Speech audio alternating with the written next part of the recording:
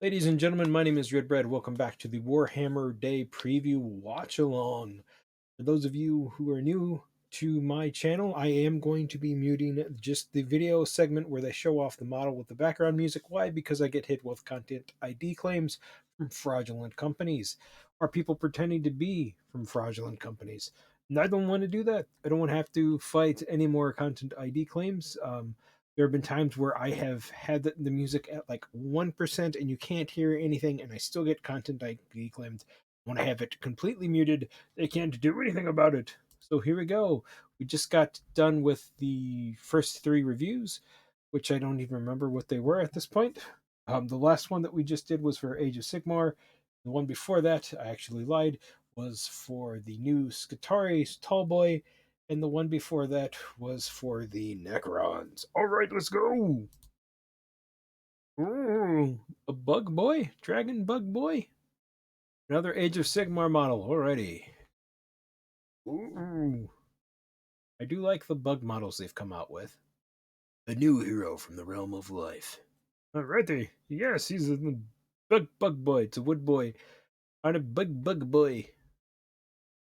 I do like that model. I do like it a lot. It's time to take flight. Learn more. Uh, You know what would be neat? Is like a humanoid buggish army, either in Warhammer 40k. Well, no, they already have that. That's the Tyranids. But scratch that.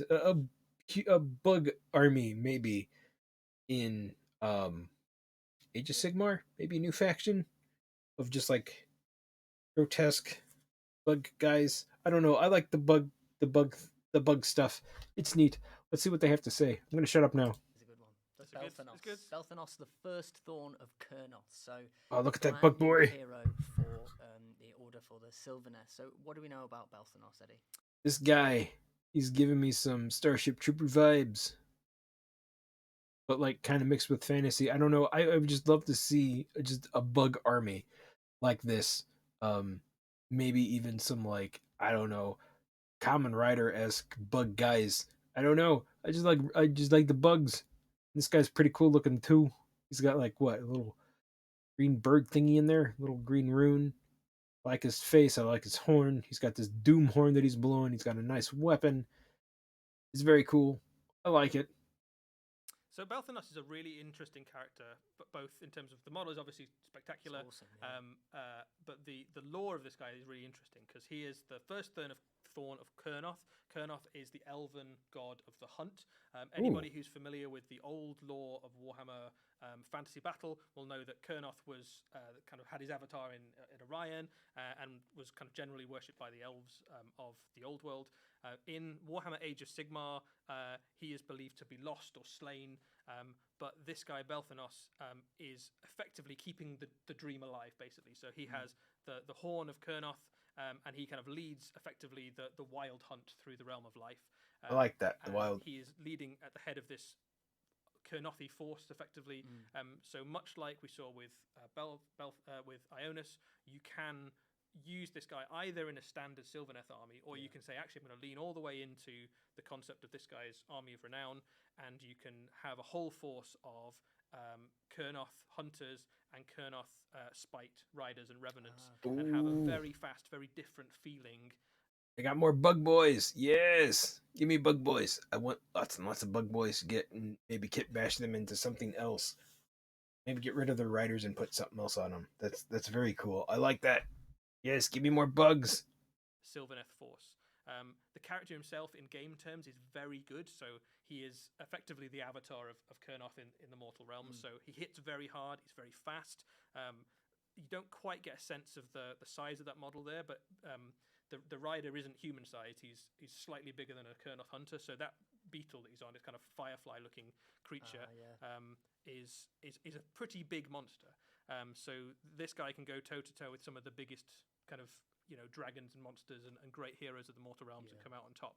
But particularly at the head of a wild hunt sort of thing, he can basically smash through almost any kind of defensive line. He's a very, very kind of strong character in game. So really interesting addition to the Sylvaneth, brings in an element that a lot of fans have been very keen to see, like more of that Kurnoth sort of feel. a very cool new monster, and a very different way of playing the army as well. Yeah. So I think it's a really exciting addition to the Sylvaneth. Yeah, really good centerpiece as well, and like that looks like it's going to be so much fun to paint that. Something It's like beautiful. That. It's Yeah, really, really it beautiful. Really is, so yeah. I mean, it looks like I think a kind of firefly is the closest. Obviously, it's a fantasy.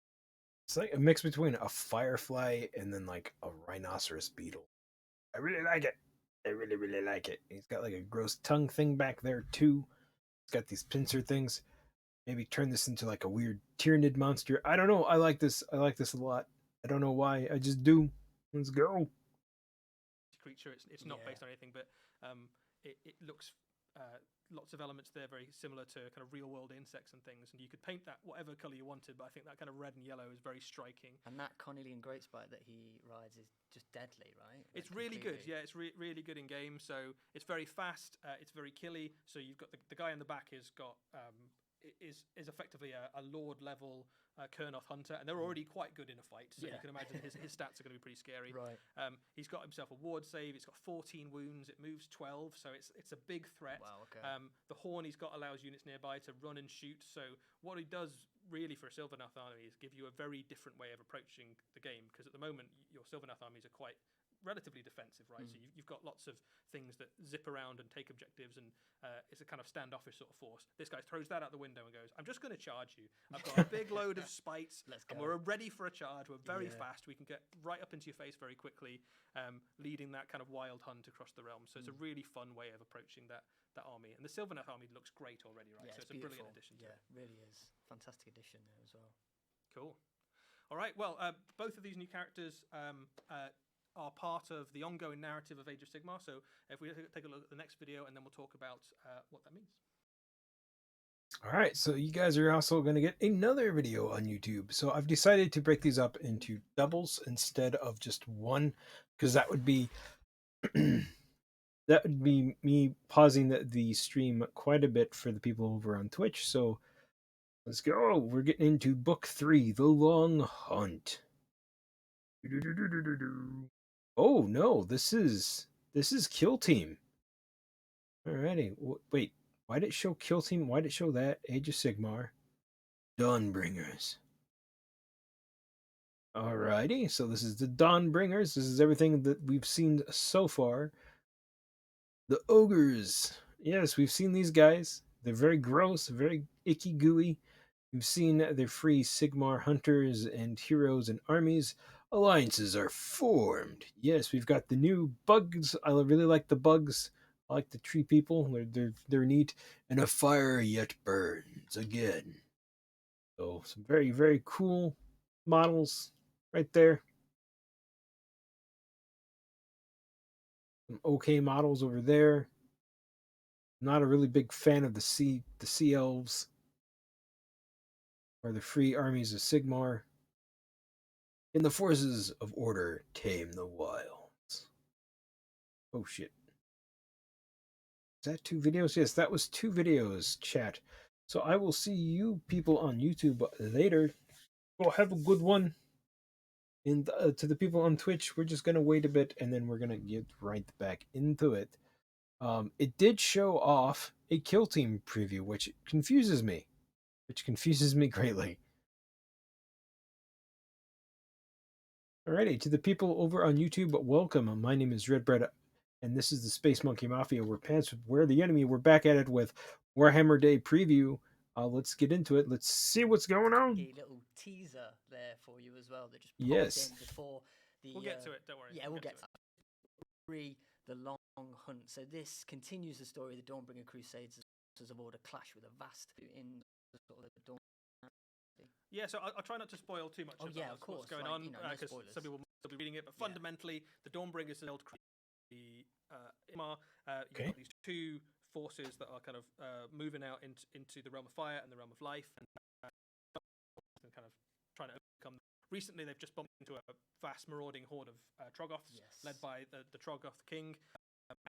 Themselves attacked in one realm by the forces of Khorne, the original nemesis basically of the Stormcast in their very first battles in the Age of Sigmar, and in the other realm they're up against a marauding band of ogres, basically of particularly gorges. So a lot of these are using rules from putting into Age of Sigmar lots of the things we've seen pop up in Warcry. So, for example, here's your Gorger force. You can have, using a regiment, army of renown, you can have an entire force of butchers and gorgers with the Maw Pit at the center of your army. And what this basically lets you do is, if you really like those new Gorger miniatures, which, why would you not, right? Yeah, absolutely. They're very cool, very, very different way of playing ogres as well.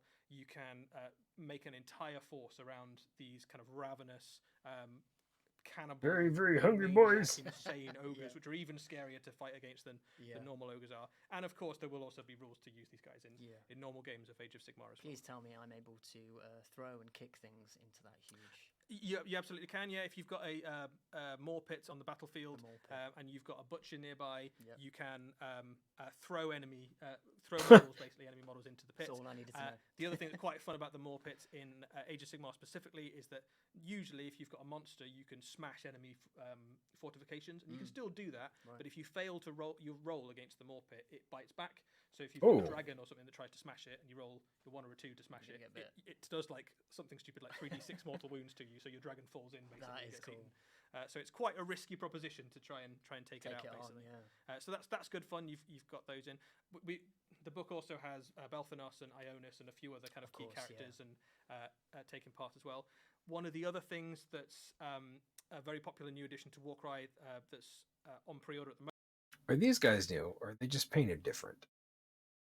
These guys may look new. I know they came out with a new little kill team for these guys. I haven't seen that yet. I haven't really looked at what it all in detailed. Maybe it is this one here. I don't know. Moment is the Flame Seekers. The guy is back so to, the Flame Seekers are effectively trainers of Magmadroths, basically. So there is an army of renown that kind of leans into that, where you can have a whole force of Magmadroths and these Flamekeepers looking after their Kindledroths, and they can move around the battlefield. And the way that works is that you can actually hop onto these great big Magmadroths with your little units of Fire Slayers, and they can transport them around the battlefield. So one of the weaknesses of your Fire Slayer army, because they're very good in defense, very good at attack, but they're quite slow, you can counteract that by the fact you can hop on the back of these Magmadroths and kind of transport you around the battlefield. It gives you just a really fun new way of approaching doing a Fire Slayer army. And of course, you'll also be able to use them in normal games of Age of Sigmar as a normal part of a normal Fire Slayer army. So loads of good stuff in this book. So one of the things that you'll notice about some of the Dawnbringer books is they tend to lean into a specific Grand Alliance. So we had a lot of destruction stuff in the last one for book 2. There's a lot of stuff for the Forces of Order in this book. And then going forwards, you can expect similar things for the other Grand Alliances as well. It's great to see that narrative expanding as well, and what that means for the Mortal Realms. And, this book also gives a chance to kind of for Ionis Cryptborn and Belthanos to do something cool as well. So they don't just go, here's a new character, isn't that nice?